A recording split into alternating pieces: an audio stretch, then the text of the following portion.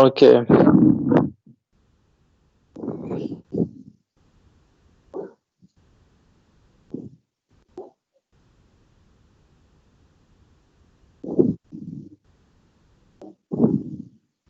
Let me share the screen.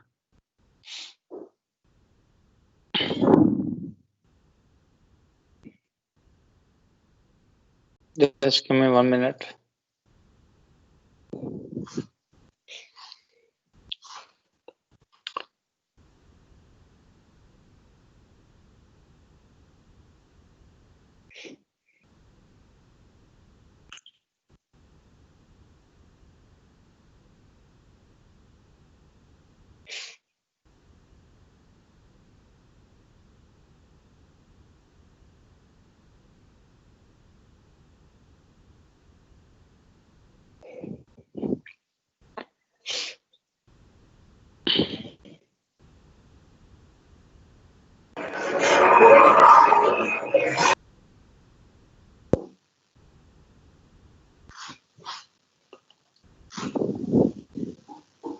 Okay, I'm going to open the slides that we were discussing. So last time what we were discussing that when the magnet pass through the coil that is attached to CRO, तो उसके graph किस तरह बनते हैं, that is the induced magnetism that we were discussing, right? Okay. So we just continue the topic. आज हम इसके थोड़े से questions और देखेंगे that what happens in different situations. So let's say they ask you to plot the graph. Just going to move on to the next page. So in this question, what they have given us a graph of magnetic field.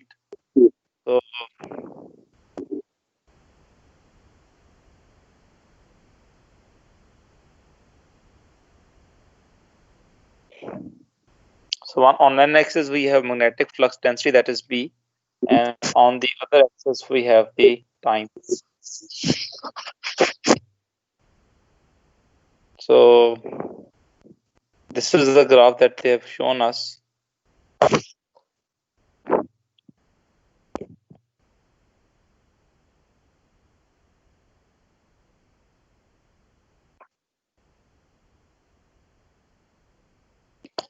And they want us to plot the induced EMF. Okay. So this is it says that magnetic flux density B, magnetic flux density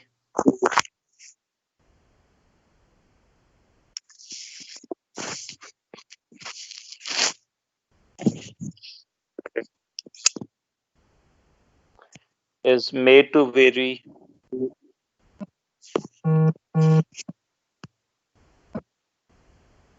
with time t. तो आपको क्या बनाना है? Draw the graph of induced EMF. So draw the graph of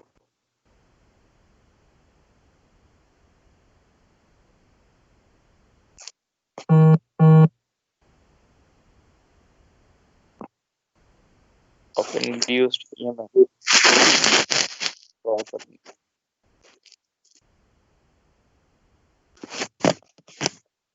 किसका mic on है?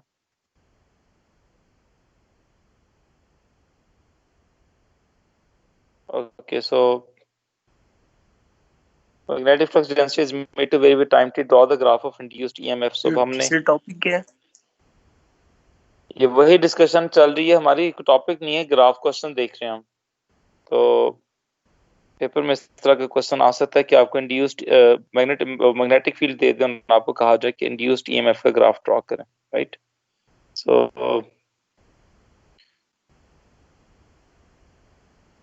we have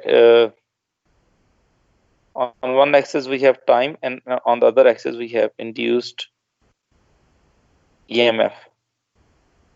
Induced EMF को E से represent किया जाता. So we know the formula E is equal to minus n delta phi upon delta t. ये Faraday law से हमने discuss किया था last time भी. So which means that अब phi किस पे डिपेंड करता है? Phi जो है that is proportional to B. तो हम ये कह सकते हैं कि induced EMF is proportional to delta B upon delta t as well. B में जिस तरह वेरिएशन आ रहा है उसका ग्रेडियंट जो है with the negative sign is equal to induced EMF. So we can just rewrite it as E is equal to E is proportional to minus delta B upon delta t. Basically gradient. तो अगर आप यहाँ पे gradient देखें delta B upon delta T को gradient कहा जाता है. तो अगर आप ये पॉइंट्स देखें तो इन पॉइंट्स के बिटवीन ग्रेडियंट जीरो है. तो induced EMF would be equal to zero. उसके बाद अगर आप यहाँ देखें तो ग्रेडियंट की एक पॉजिटिव वैल्यू है. तो positive value multiply by negative becomes negative. So we will have a negative value of the gradient. Value gradient की वैल्यू पॉजिटिव होगी लेकिन जो इंड्यूस्ड ईएमएफ है that is going to be negative.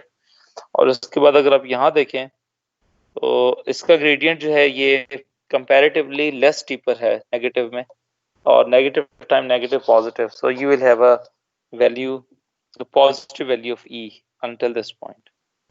You will have this kind of a sketch of induced EMF. तो इस तरह का graph जो है वो बनेगा. ठीक है बच्चों, समझ आ गई बात?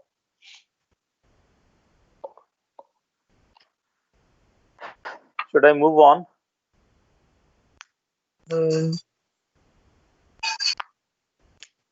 Yes sir. नहीं सर अभी लिख रहे हैं. Okay.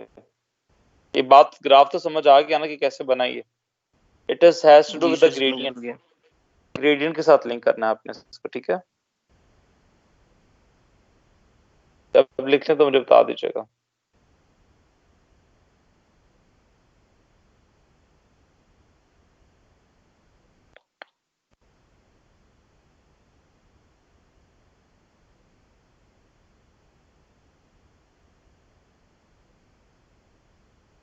सर आपने राइट साइड पे क्या लिखा हुआ है? E is equal to negative n. Negative n delta phi upon delta T. ये तो जनरल फॉर्मूला होता है ना हमारे पास. ये इसको ऐसे लिखना है. E is equal to negative of n delta phi upon delta T. अब फाई जो है वो बी पे डिपेंड करता है. हमें पता है कि हमने फार्मूला पढ़ा था phi is equal to B A. तो फाई बी के प्रोपोर्शनल होता है. तो हम ये कह सकते हैं कि जो इंड्यूस्ड ईएमएफ है इसको हम कह सकते हैं minus D delta B upon delta T. यानी कि जिस तरह बी में चेंज आएगा उसी तरह उसमें आएगा. तो gradient of B time graph को हम प्रोपोर्शनल कह सकते हैं. वैल्यू तो नहीं मैंने लिखी लेकिन एक जनरल स्केच बनाया जा सकता है. ओके ठीक है सर, समझ आ गया, लिख भी लिया.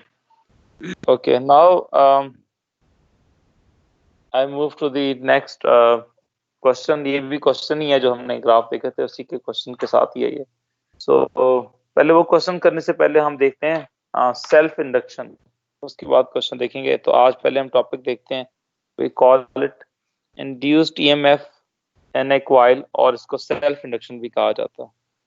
सो induced EMF in a solenoid, and we call it, इसका एक और नाम भी है, we call it self induction. अब इसमें different situations हैं. So first of all I just need to draw the diagram. So let's say we have a positive terminal of the battery.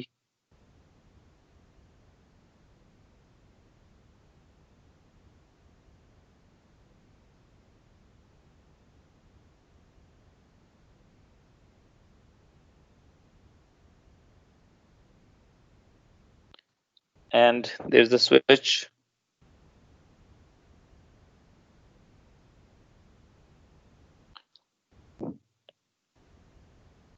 And then there's a coil.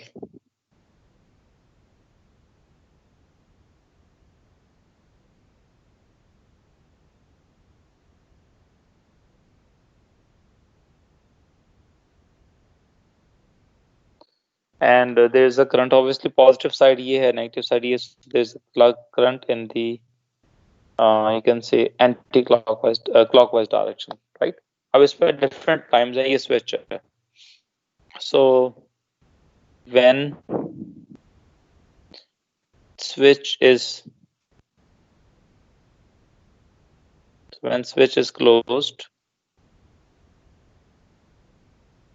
okay, so when the switch is closed, what we do, the current flows through the solenoid,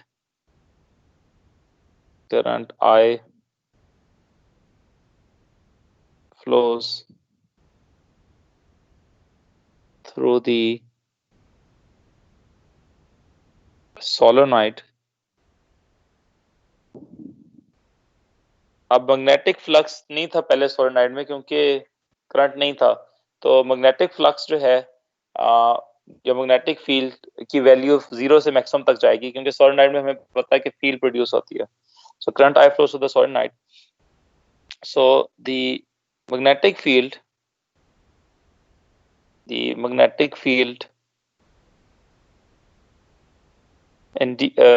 क्या कह सकते हैं, established in the coil and it reaches its value from 0 to maximum, ठीक है, and the value of magnetic flux density and the value of magnetic flux density, it reaches from maximum 0 to maximum, 0 to maximum.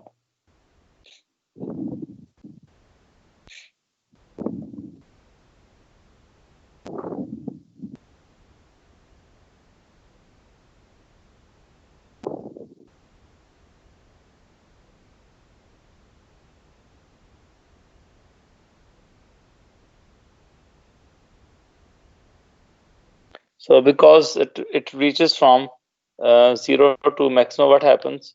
What happens next is कि इसके अंदर एक वो produce हो जाती है मैग्नेटिक फील्ड. अब अगर आप वो रूल अप्लाई करें, राइट हैंड ग्रिप रूल, ये हमने बहुत शुरू में डिस्कस किया था मैग्नेटिज्म के अंदर. तो this is the direction of current the coil. तो अगर आप रूल अप्लाई करें, so the field is going to be established that the north pole is going to be in the upward direction. इसमें north pole produce होगा. So this is how the magnetic field is generated. लेकिन अब वो जो magnetic field generate हुई है उसका effect क्या होगा? Because we are aware of the fact that ये जो मैं line बना रहा हूँ, these are magnetic field lines. Magnetic field lines.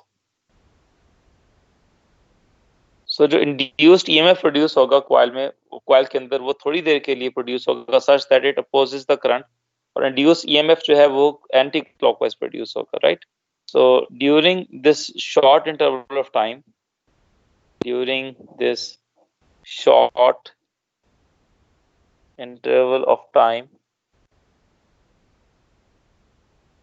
an induced EMF is produced, and induced EMF is produced in the coil or solenoid, which would oppose the current, ठीक है, which will oppose the current I. तो उसकी direction जो है वो उल्टी तरफ होगी. This is induced EMF. उसके बाद थोड़ी देर बाद करंट स्टेडी हो जाएगा और मैग्नेटिक फील्ड कांस्टेंट हो जाएगी. So after a few moments,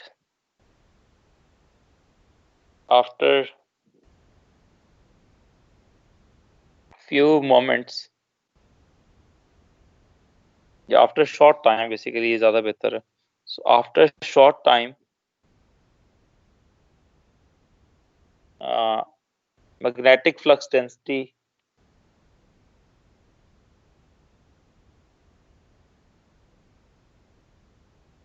inside the coil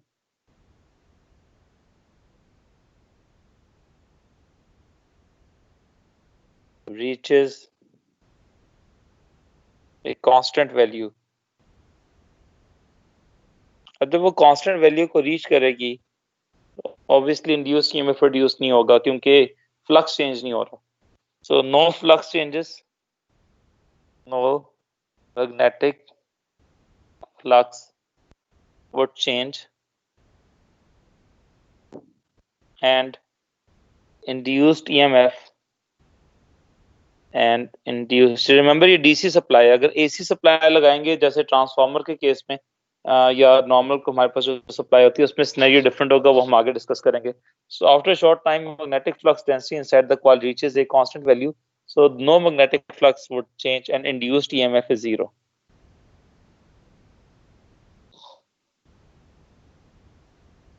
जी बच्चों लिख लिया आप लोगों ने?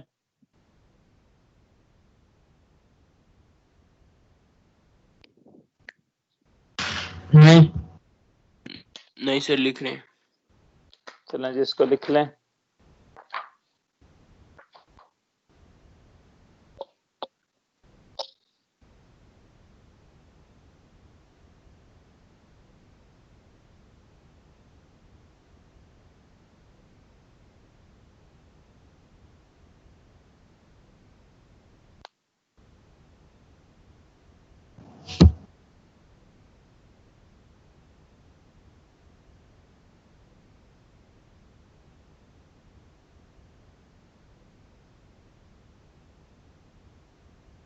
आप लोग लिखिए, मैं जस्ट कमिंग इन 1 मिनट।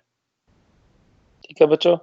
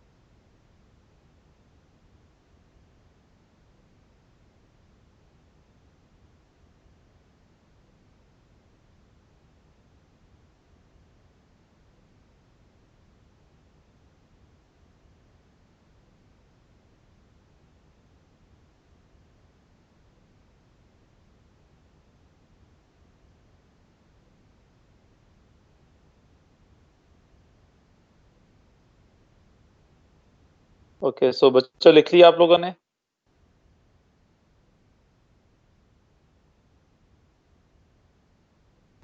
लिख लिए। ओके सर ये सेकंड डायग्राम में क्या स्विच क्लोज होना चाहिए open?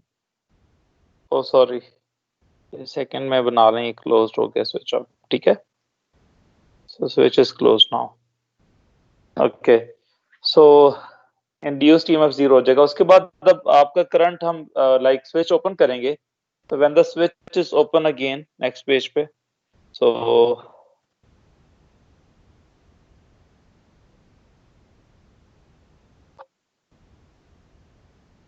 what we have is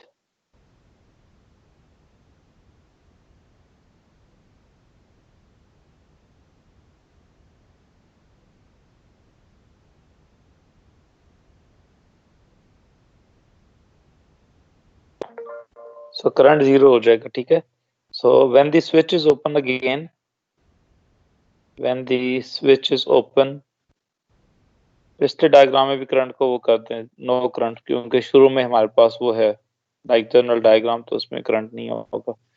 so when the switch is opened, अब क्या होगा, मैग्नेटिक फ्लक्स, जो मैग्नेटिक फील्ड होगी वो किस तरह चेंज होगी, वो जीरो से मैक्सिमम से जीरो होगी, right. So magnetic field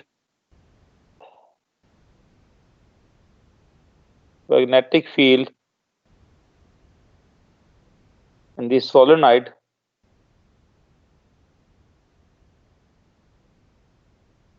would change from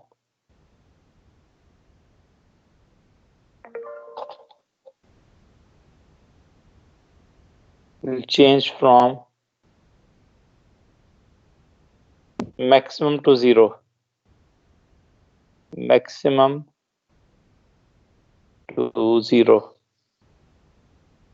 So अब जो पहले जो अब इंड्यूस ईएमएफ तो प्रोड्यूस होगा लेकिन ऑपोजिट डायरेक्शन में, ठीक है. So now again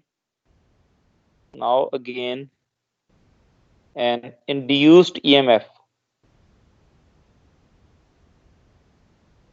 is produced,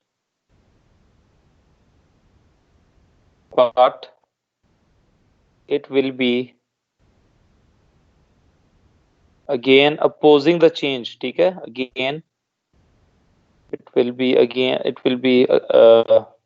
against the change producing it.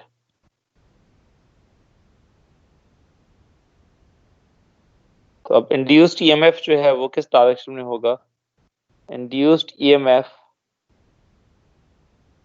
will now be in opposite direction.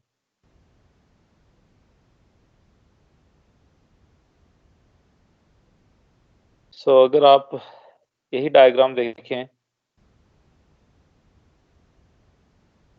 so if the switch is open and there is no current, so ये जो induced EMF है, ये जो current black से मैंने बनाया है, ये तो नॉर्मल करंट था, लेकिन अब इंड्यूस्ड ईएमएफ अगर आप पहले देखें तो इंड्यूस्ड ईएमएफ की डायरेक्शन क्या थी इस डायग्राम में. It was, we can say that this is anti clockwise इस डायरेक्शन में. तो यहाँ पे इंड्यूस्ड ईएमएफ प्रोड्यूस होगा क्लॉकवाइज डायरेक्शन में, इस तरफ. तो अगर आप इस सारी सिचुएशन का ग्राफ देखें, so this is the case. अगर आप इसमें, इसको कहा जाता है सेल्फ इंडक्शन. अगर आप इंड्यूस्ड ईएमएफ का ग्राफ देखें with respect to time, you will have this kind of a scenario that you will have zero value, it reaches the maximum value, then zero again, और ये इस तरह. Basically when switch is open, when switch is closed, ये उल्टे direction में भी बनाया जा सकता है. और when switch is open,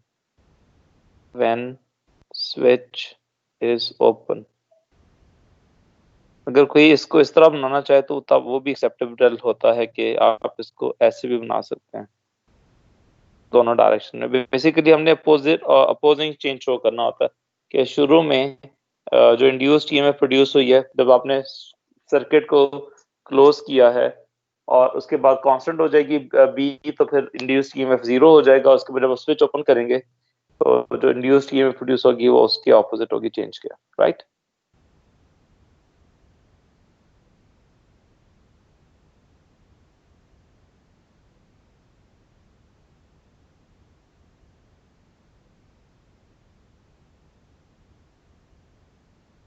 sir जो हमने सेकंड ग्राफ बनाया इसको जरा एक्सप्लेन कर दें.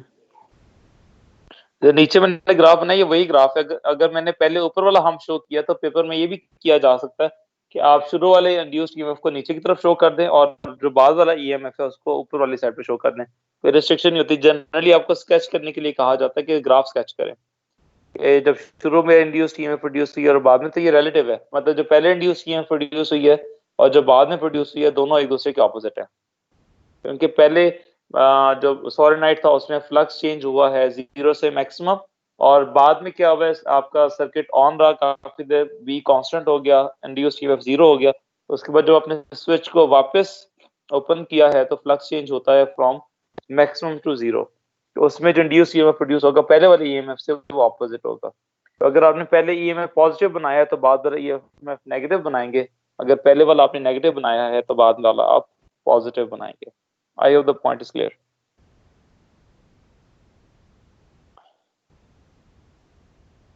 ये लिख लें, उसके बाद फिर हम आगे चलेंगे, right.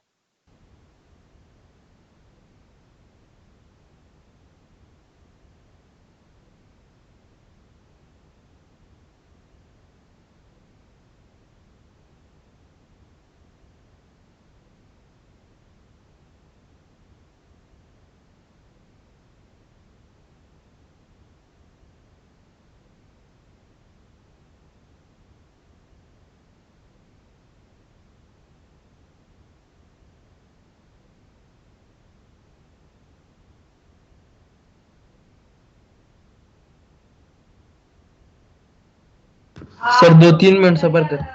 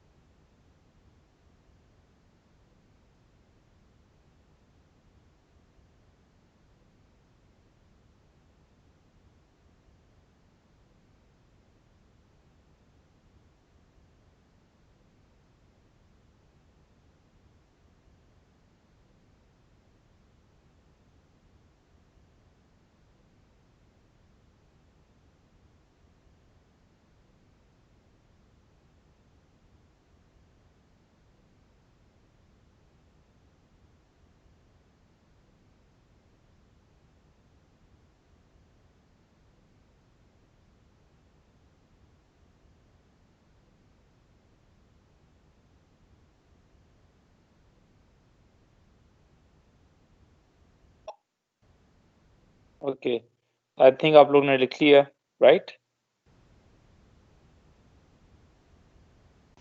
Yes sir. Okay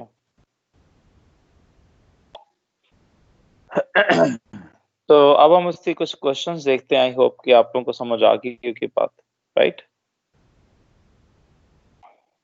so I am just going back to ये क्वेश्चंस कुछ मैंने लिखे हुए थे already, so I am just going go through it. So let's say this is the question that we are discussing. Okay, so question क्या है जी, a solenoid is switched is connected in series with a battery and a switch. एक solenoid लगाया हुआ है और एक साथ में हॉल प्रोब भी दी हुई है, और इसमें दो ग्राफ बनाने, ये 5 नंबर की तरफ ग्राफ स्केचेस बनाने के लिए। The current in the solenoid is switched on. The hall probe is adjusted in position to give maximum reading. The current is switched on. After some time, current is switched off. Draw the graph of hall voltage. तो आपने पहले hall voltage का graph बनाना है, और part B में आपने सबसे पहले तो Faraday law of electromagnetic induction state करना है, और उसके बाद आपने इंड्यूस्ड ईएमएफ का ग्राफ ड्रॉ करना है इन अ सोलेनॉइड। अब ये दो डिफरेंट चीजें हैं। हॉल प्रोब हमने जब पढ़ी थी, हमने कहा था दैट VH इज प्रोपोर्शनल टू, ये हमने फॉर्मूला लिखा था दैट VH हॉल प्रोब में that it is equal to VI upon NTQ, ये हमने पढ़ा था। तो बेसिकली अगर B की वैल्यू मैक्सिमम होगी तो हॉल वोल्टेज मैक्सिमम होगा, अगर B की वैल्यू 0 है तो हॉल वोल्टेज भी 0 है। तो यहाँ पे इसने जो हमें ग्राफ दिया है पार्ट ए में, स्केच पेपर में आया हुआ है, करंट स्विच ऑन, फिर करंट स्विच ऑफ, और बीच में आपने ग्राफ को ड्रॉ करना है। तो क्योंकि हॉल प्रूफ के अंदर हम ये कहते हैं कि जो हॉल वोल्टेज है, जब करंट जीरो होगा, तो सॉरी जब बी जीरो होगा, जाहिर है आपने भी स्विच ऑन नहीं किया तो बी नहीं होगा, तो obviously there will be zero Hall voltage.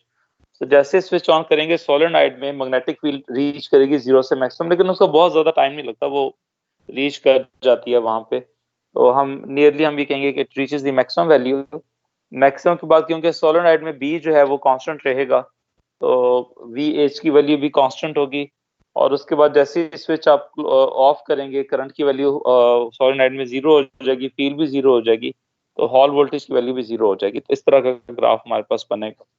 ये मैंने थोड़ा सा ये यहाँ पे अगर आप देखें तो हल्का सा ये माइनर सा मैंने शो किया है कि ये वैल्यू में थोड़ा सा टाइम इसको जीरो से मैक्सिमम और मैक्सिमम से जीरो आने में लगेगा। उसके बाद अगर हम सोलेनोइड में इंड्यूस्ड ईएमएफ का ग्राफ बनाएं, तो हमें ये पता है कि जो induced Faraday law of electromagnetic induction की definition, it is defined as that EMF produced is equal to rate of change of magnetic flux linkage. So we have E is equal to minus N delta phi upon delta T. So we know this value. So अब हमें पता है कि जिस time पे भी ये हमने अभी टॉपिक भी पढ़ा था पीछे, जैसे ही करंट की वैल्यू जीरो से मैक्सिमम पहुंचेगी सोलेनोइड में, तो उसमें फील्ड भी जीरो से मैक्सिमम होगी, तो उस टाइम के लिए एक इंड्यूस्ड ईएमएफ प्रोड्यूस होगी। तो जैसे ही आप ऑन करेंगे, इंड्यूस्ड ईएमएफ प्रोड्यूस होगी, जरा सी पीक आएगी। उसके बाद जैसे ही बी की वैल्यू स्टेबल हो जाएगी, तो इंड्यूस्ड ईएमएफ की वैल्यू फिर जीरो की तरफ रीच करेगी, और it is zero until when you open the switch off। Switch को जैसे ही ऑफ करेंगे या स्विच को आप जैसे ही आप ओपन करेंगे, एक ही बात है, तो इंड्यूस ईएमएफ प्रोड्यूस होगी, but this time it will be opposite in direction. तो वो जो उसका हम्प बनेगा, जो उसका छोटी सी स्पाइक बनेगी, वो नीचे की तरफ बनेगी। तो ये पेपर में बहुत ध्यान से देखना होता है कि ग्राफ हॉल वोल्टेज का है या इंड्यूस्ड ईएमएफ का है, तो आपने उसके साथ लिंक करना होता है इसको। I hope you understand the point. Sir ये हमने लिखना है? ऑब्वियसली एग्जांपल है, ये लिखेंगे ना आप लोग, this is part of the notes. नहीं लिखना चाहते हो आपकी मर्जी है, लेकिन लिख लें, क्योंकि स्लाइड शो ये लिखते हैं, क्या फरमा रहे हैं आप? अभी स्लाइड शो हो रहा है ये वाला। हाँ, ये लिखनी है ना आपने, क्यों नहीं लिखनी? क्वेश्चन है ना, एग्जाम सिनेरियो ही है। जब आप एग्जाम करेंगे, क्वेश्चंस पास पेपर के देखेंगे, तो ये अगर आपके सामने होगा, आपके सामने एग्जाम्पल होगी, तो आपके लिए ग्राफ ड्रॉ करना आसान होगा, राइट? इसको लिख लें। लेकिन जो भी चीज मैं करवा रहा हूँ वो लिखनी है, कोई भी चीज स्किप नहीं कर सकते, राइट?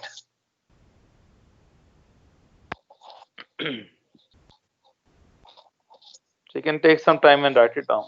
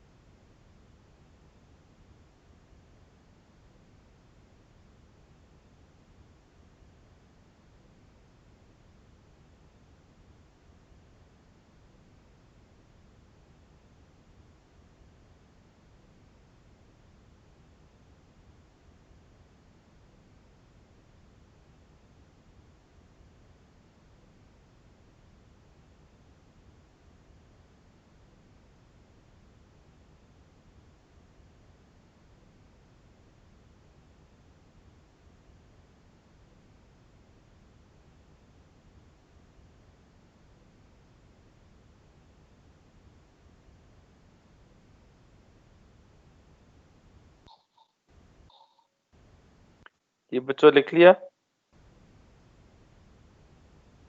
नहीं लिखा। सर लिखते हैं। ओके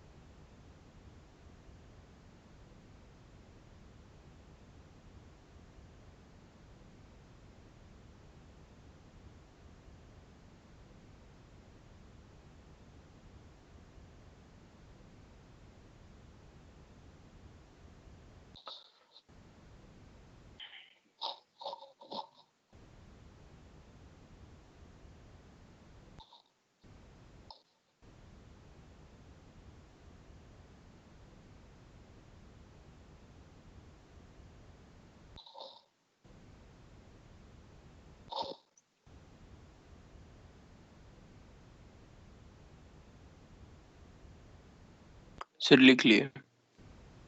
ओके बच्चों, एक इसी मिनट तरह एक ये मिनट। Okay sure.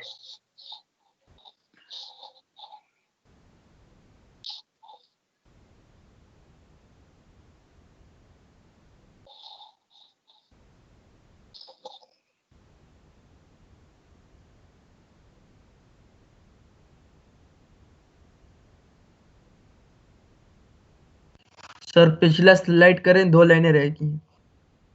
कर दिया ना, यही स्लाइड था ना यार। सर ये नहीं था। यही क्वेश्चन मैंने दिया था ना अभी करने के लिए। सर इससे पिछला वाला। इससे पिछले वाला, अच्छा वो मैं एंड में दिखा दूंगा आपको अभी फिलहाल, क्योंकि ये मैं किसी और जगह पे आया हुआ हूँ। ये पेजेस जो हैं वो मैं आपको दिखा दूंगा एंड में। ओके, वो लिख लीजिएगा उसको, ठीक है? सही है। चलें जी, चलें, बल्कि क्या मैं लिख ही देता हूँ। ये लें, ये आपका, आई थिंक ये आप लिखना चाह रहे थे, इसकी बात कर रहे हैं। इसकी 2 लाइनें रहती हैं आपकी। सर नहीं शो हो रहा है। नहीं शो हो रहा? एक मिनट सर, अभी आ जाएगा। ओपनिंग हो रही है।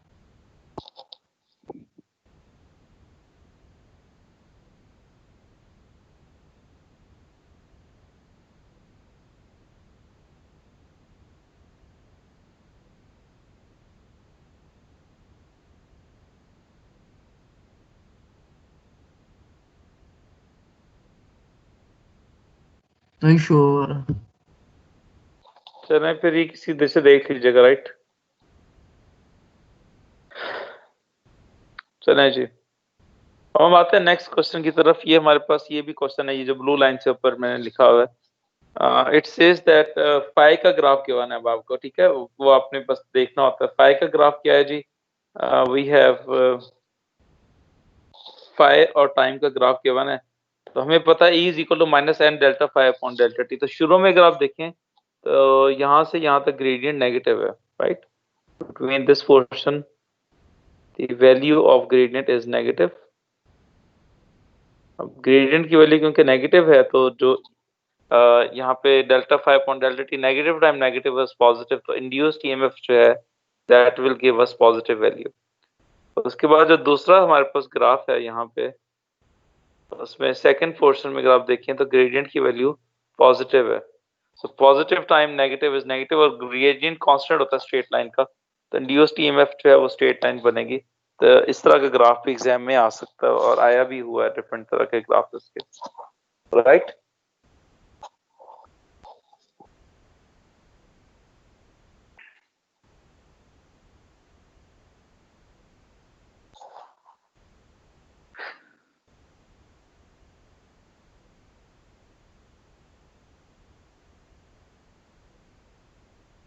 ये इंड्यूस ईएमएफ ना लिखें जो ब्लू लाइन से नीचे, ये ऑलरेडी मैं लिखवा चुका हूँ आपको। सेल्फ इंडक्शन आप कर चुके हैं। इससे ऊपर वाला ग्राफ मैंने आप लोगों को ये आप लोग बना दें। बना लिया बच्चों, आगे चलें? नहीं सर बना रहा हूँ। ओके, सर 2-3 मिनट रुक जाए। 2-3 मिनट, 2 लाइनें लगानी है यार। नीचे वाला नहीं लिखना, इंड्यूस्ड ईएमएफ मैं ऑलरेडी लिखवा चुका हूँ, ठीक है? ये नहीं लिखना, ऊपर वाले सिर्फ 2 ग्राफ्स बनाने हैं आपने।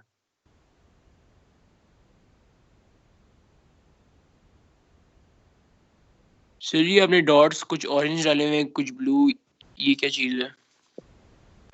ये ग्रेडियंट को शो कर रहा है ना। ये ब्लू का मतलब ये कि मैंने अभी इसकी ग्रेडियंट की बात की है। ये जो लाइन है, इस लाइन का ग्रेडियंट देखिए नेगेटिव कांस्टेंट है ना। Negative constant multiply by negative, ये पॉजिटिव आंसर आएगा। उसके बाद ग्राफ की शेप चेंज हो गई है, तो मैंने उसको रिप्रेजेंट किया है just positive like blue line के साथ यहाँ पे। तो बिल्कुल इस ग्राफ के नीचे आप इसको बना रहे हैं ना, यहाँ पे इसके नीचे इसको लिंक करना है आपने। तो ग्रेडियंट इस लाइन का क्या होगा? पॉजिटिव कांस्टेंट होगा। पॉजिटिव कांस्टेंट का ग्राफ इस तरह बनेगा, ठीक है? रिमेंबर ई जो है वो ग्रेडियंट है इसका, पाई का। पाई वर्सेस टाइम का ग्राफ जो ग्रेडियंट होगा वो ई होगा। तो हम ग्रेडियंट प्लॉट कर रहे हैं बेसिकली, ठीक है? ठीक है सर। चलें आगे।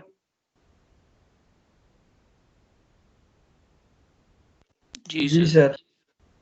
चलें जी, इंड्यूस्ड ईएमएफ मैं आप लोगों को लिखवा चुका हूँ ऑलरेडी। अब हम चलते हैं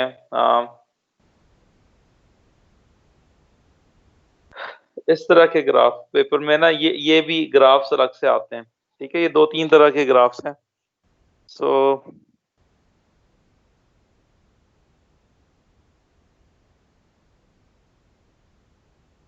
let's say we have current I in the solenoid. अब पेपर में ना वो करंट और आपको कहते हैं इंड्यूस्ड ईएमएफ का ग्राफ। करंट की आई ऊपर वाला ग्राफ सोलेनोइड में है, और ये आपको कहा जाता है कि इंड्यूस्ड ईएमएफ का ग्राफ बनाएं। ये जो ग्राफ है ना, ये इधर से बेसिकली शुरू हो रहे हैं। ये इस तरह का ग्राफ हम ऑलरेडी बना चुके हैं। ये वाला ग्राफ, अगर करंट इस तरह चेंज हो रहा हो तो इसका टॉपिक आप दे सकते हैं ग्राफ्स, ठीक है? इसका टाइटल अगर आप देना चाहें तो आप लिख सकते हैं ग्राफ्स ऑफ इंड्यूस्ड ईएमएफ। अब पेपर में डिफरेंट शेप्स आई हुई हैं। पहला हमारे पास है जी, इसमें करंट की वैल्यू 0 से मैक्सिमम तक जा रही है कर्व में, और उसके बाद स्ट्रेट हो जाती है और फिर नीचे आ जाती है। अब हमने इसका ग्रेडियंट प्लॉट करना है। ग्रेडियंट कैसे प्लॉट होगा? शुरू में अगर आप देखें तो शुरू में ग्रेडियंट बहुत ज्यादा लार्ज वैल्यू है, तो ये large value multiply by negative is negative. उसके बाद वो कम लार्ज होगी, कम होते होते यहाँ पे कांस्टेंट हो जाएगी, तो इंड्यूस्ड ईएमएफ आपका यहाँ तक पहुंच जाएगा। उसके बाद जो सेंटर वाला पॉइंट है, यहाँ से इन पॉइंट्स की बात मैं कर रहा हूँ, तो इन पॉइंट्स में ग्रेडियंट नहीं चेंज हो रहा, तो इंड्यूस्ड ईएमएफ 0। उसके बाद जब वैल्यू सडनली ऊपर से नीचे की तरफ आती है तो gradient very large negative, negative time negative positive, तो ये वेरी लार्ज करंट ऊपर आ जाएगा। तो पहले जो ये वाला पॉइंट है लाइन, ये रिप्रेजेंट करती है स्विच इज क्लोज, और जो ये वाली लाइन रिप्रेजेंट करती है that is representing switch is open. तो इंड्यूस्ड ईएमएफ का ग्राफ इस शेप का बनेगा। अच्छा, ये करंट के साथ भी लिंक कर सकते हैं, बी के साथ भी लिंक कर सकते हैं, क्योंकि हमें पता है कि N delta phi upon delta T, phi B पे डिपेंड करता है और बी करंट पे डिपेंड करता है। जो सोलेनोइड में बी होता है, ये हमने फॉर्मूला लिखा था म्यू नॉट एन आई, जब हम शुरू में नोट्स पढ़े थे हमने। तो करंट जितना ज्यादा होगा सोलेनोइड में, बी उतना ज्यादा होगा, बी जितना ज्यादा होगा फ्लक्स उतना ज्यादा होगा। तो बेसिकली हम ये कह सकते हैं कि अगर चेंज इन फाई की बात करें तो उसका मतलब है या तो आप चेंज इन वी की बात कर रहे हैं या आप चेंज इन करंट की बात कर रहे हैं। ये सारी चीजें लिंक्ड हैं एक दूसरे के साथ। तो जो इंड्यूस्ड ईएमएफ के ग्राफ्स होंगे वो आपके पास इस तरह आ जाएंगे। और दूसरा जो नीचे ग्राफ है उसमें उसने स्केयर फॉर्म में दिया हुआ है, मतलब इसमें अच्छा खासा चेंज है आई के अंदर। तो इसमें जो इंड्यूस्ड ईएमएफ बनेगी वो स्केयर बॉक्सेस की फॉर्म में बनेगी। तो हमने बेसिकली इंड्यूस्ड ईएमएफ का जो ग्राफ पढ़े ना, वो 3 ग्राफ पढ़े। एक जिसमें स्केयर बॉक्सेस बन रहे हैं नीचे वाला, एक जिसमें इस तरह की कर्व बन रही है, और एक जो भी हमने थोड़ी देर पहले डिस्कस किया था, इस तरह का ग्राफ होता है जो हमने कहा था 2 इस तरह पीक्स बनती हैं, ऊपर की तरफ और नीचे की तरफ। तो ये हमने 3 तरह के बेसिकली ग्राफ्स हैं और देख लिए हैं। तो पेपर में ध्यान से आपने बनाना है कि कौन सी शेप आई हुई है और उस हिसाब से आपने उसको ड्रॉ करना है, राइट? Any doubts? ये भी जो ग्राफ बना रहा हूँ ये करंट और टाइम का ग्राफ है। इसमें जो इंड्यूस्ड ईएमएफ का ग्राफ बनेगा वो हमारे पास बनेगा शेप।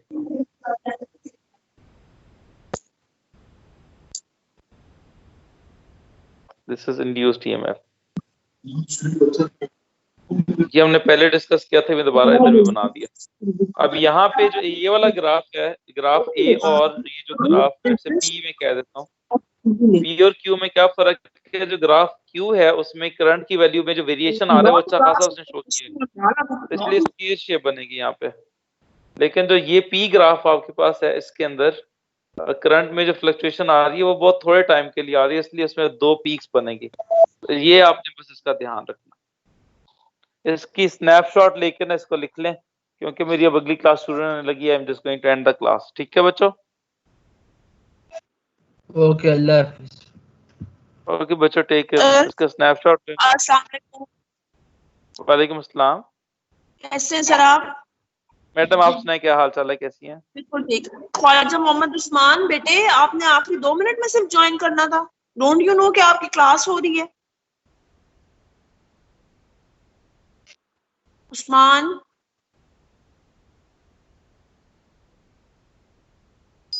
बेटे मैं आपको फिर से बार बार बता रही हूँ, और काइंडली मेरा ये मैसेज है बाकी स्टूडेंट्स को भी कन्वे कर दीजिएगा कि अगर आपकी अटेंडेंस शॉर्ट हुई तो you will suffer badly in your predicted grading, अगर वो होती है तो।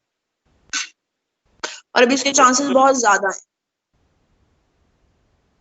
बच्चों प्लीज मेक श्योर अटेंडेंस आपकी, देखिए हम चीजें पढ़ रहे हैं। यू नेवर नो, पेपर अगर हो भी जाए तो आपको सारी चीजें कैसे तैयार करेंगे आप लोग?